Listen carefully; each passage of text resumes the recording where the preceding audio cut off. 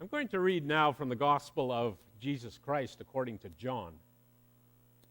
I'm going to read from chapter 12.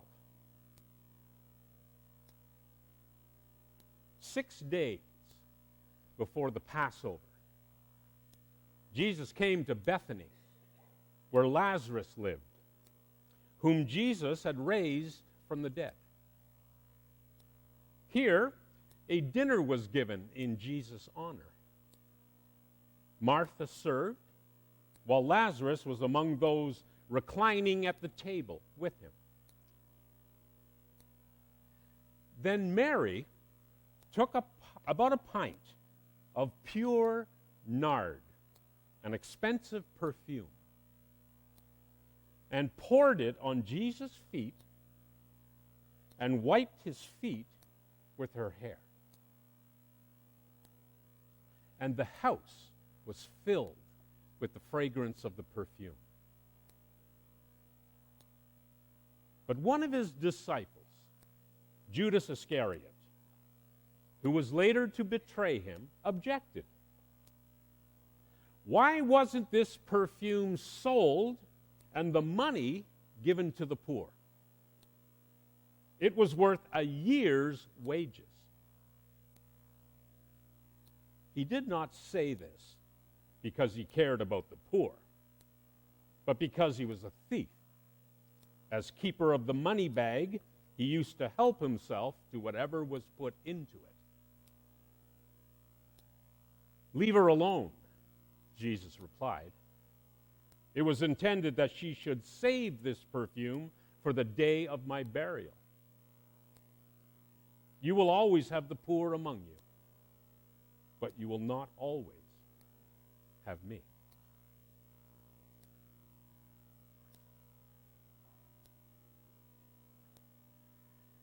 There's nothing like an extravagant gift to get the conversation going.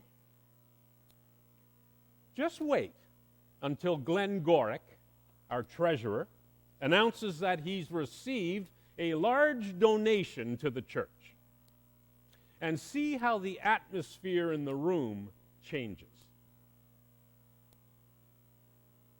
At first, of course, there will be great exuberance, lots of cheering and clapping, lots of ideas voiced about how to use this gift.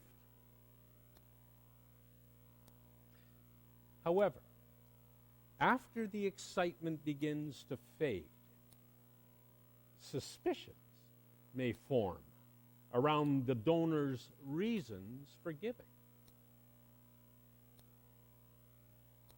If the gift has restrictions attached, people may wonder, was the gift meant to influence us somehow? Even more controversial is the gift without restrictions. Not only will the gift spark debate over how it should be used, but it may also reveal some hidden motivations of those who will make the final decision as to what is to be done with the money.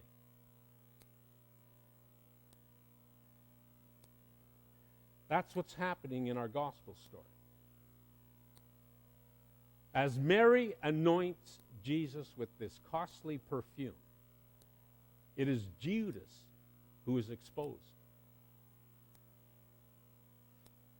John's gospel cuts him no slack, revealing Judas to be a hypocrite and a thief, even before he betrays his Lord.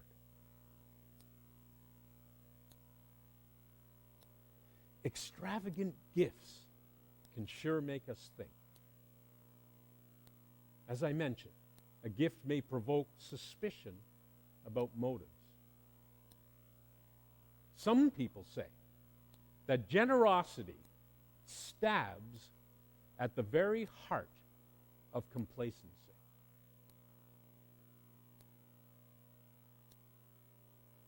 Other people say that by criticizing generosity, we can dodge its power. That's scary. Still others are brave enough to admit that money has tremendous power over all of us.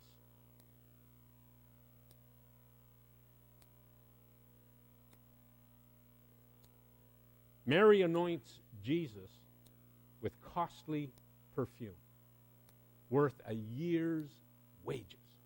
A year's wages. It is a most extravagant gift she offers directly to the holy with no strings attached. It is a gift that will have no further purpose or use.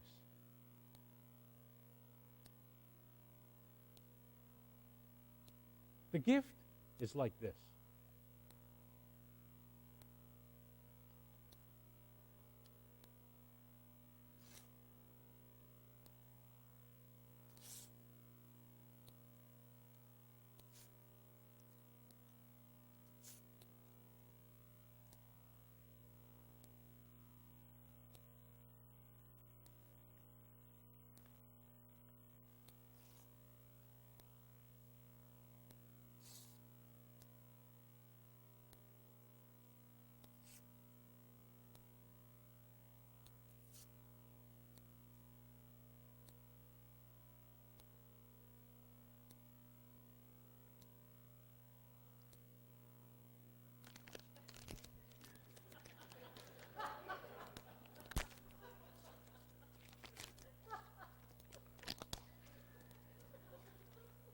Canadian money.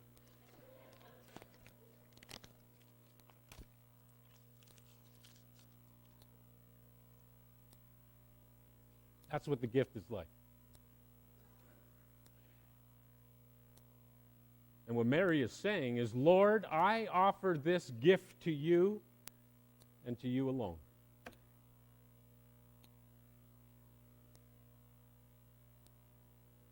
Do you understand?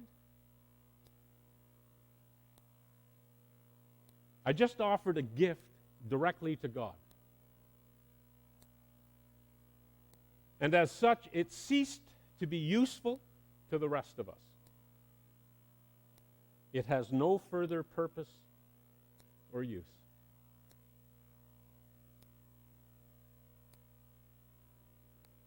It's not typically the way we give, is it? I saw the looks on your faces. We're far more practical than that in our giving, aren't we? We prefer to earmark our contributions. This much for the minister, this much for Larry, this much for the food bank, this much for M&S, this much for the building, etc., etc., etc.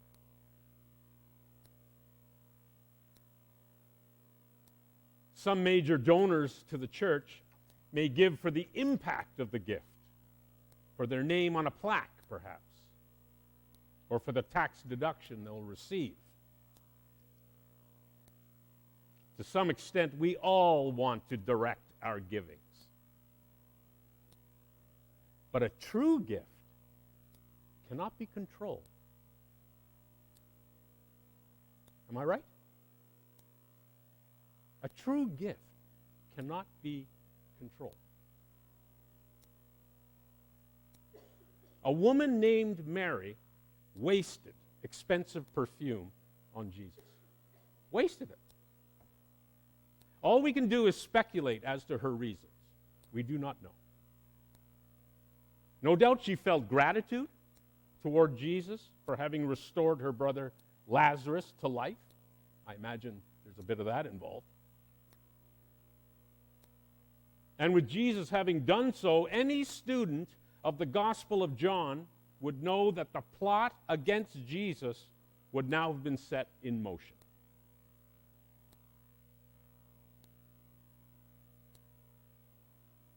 But if, as Jesus himself suggests, Mary purchased the perfume looking ahead to his day of burial, then the gift was not only 6 days premature,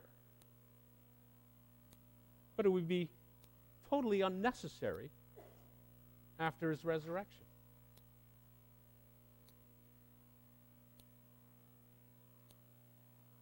It's curious, but Jesus does not take issue with the temporary nature of the gift. The fact that it won't last for any time at all. He doesn't take issue with that. Doesn't say anything about it. In fact, Jesus thinks that the gift is appropriate for the moment, particularly given he's soon to die.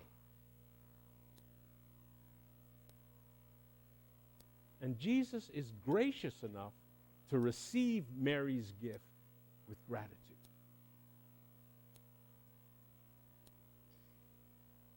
Now, of course, there are lots of extravagant gifts that are put into the air where they soon evaporate. There's lots of them.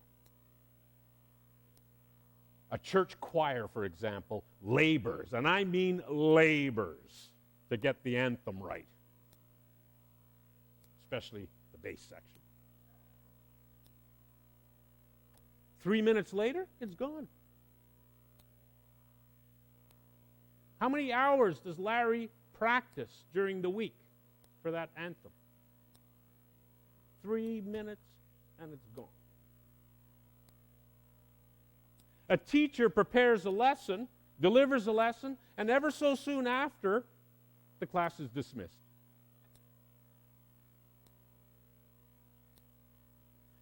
And my wife, God bless her soul, frequently reminds me of how often and how hard she slaves over the hot stove to get dinner ready, and 20 minutes later it's demolished. It's gone. And her goofy husband is sitting at the table with a grin on his face.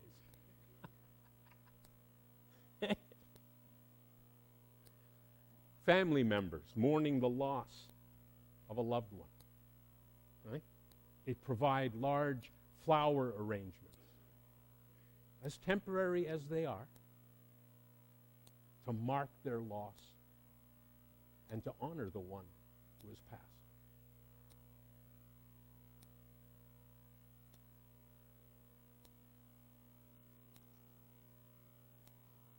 And generous saints donate large sums of money to their congregations without any strings attached. Why do they do this? I think love has its reasons. But when we think about generosity, we need to reflect on Jesus and the blessed abundance he provides. Think of it. Think of this. At Cana, 180 gallons of new wine are created, more than the wedding crowd will ever be able to consume. 5,000 hungry people are fed by the Sea of Galilee with 12 baskets of leftovers remaining. After fishing all night without result, Simon Peter is instructed by the risen Christ to cast his net on the other side of the boat.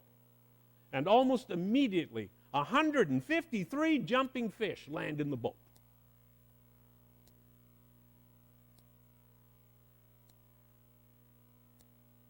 Folks, this is John's good news about Jesus.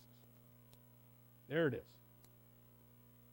These are just some of the examples, the miracles, the signs, the symbols that John gives to illustrate that wherever Jesus is, there is abundance.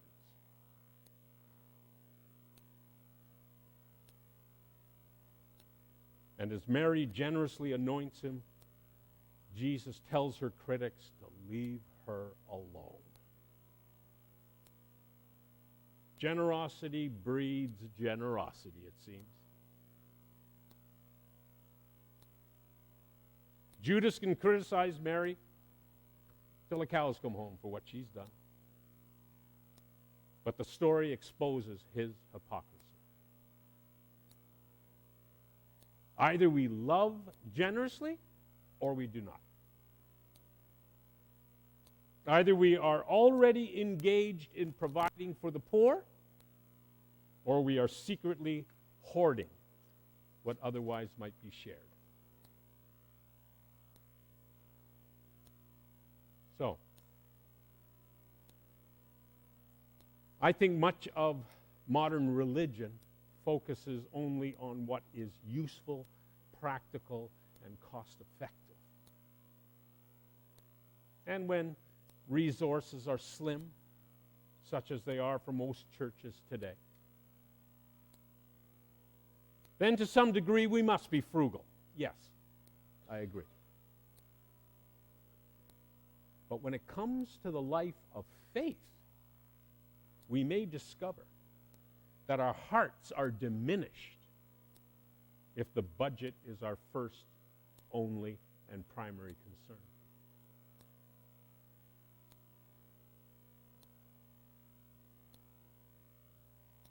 Should we live wasteful lives? No, not at all. Can we justify the wasting of God's gifts? Not really. Not really. However, long before a gift can be wasted, it must first be received. Jesus was an extravagant gift from God to his people. Jesus, in turn, gifted his people extravagantly too, with his life. So what ought to be our gift to God? That's the question I leave you with.